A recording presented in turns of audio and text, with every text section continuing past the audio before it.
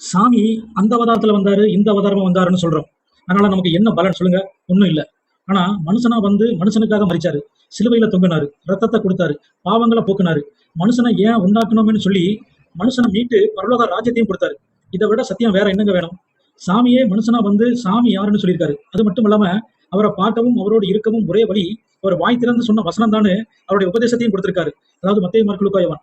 அவர் மாம்சத்துல வந்தது, அதாவது மனுஷனா வந்தது, மாம்சத்துல இருக்கிற நம்ம ஒவ்வொருவரும் எப்படி தேவனுடைய பிள்ளையா மாறணும், ஆவிக்குரிய சாயலை பெறணும், தேவகுமாரனா வந்த இயேசுவின் சாயலை அடையணும் அப்படிங்கிறத வெறும் வாய்ப்பேச்சோடு மட்டுமல்லாமல் அதன்படி செய்து வாழ்ந்து மாம்சத்துக்கு மரித்து உயிர்த்தெழுந்து தேவனுடைய சுதன் என்று பலமாய் நிரூபித்து விட்டார்.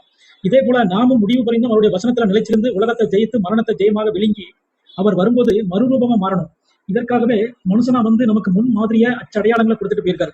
திரும்ப நம்ம அழைக்க மீண்டும் வருவார். அவர் வேற யாரும் இல்ல, யூத ராஜசிங்கம், சர்வ வல்லமையுள்ள தேவன், நித்திய பிதா.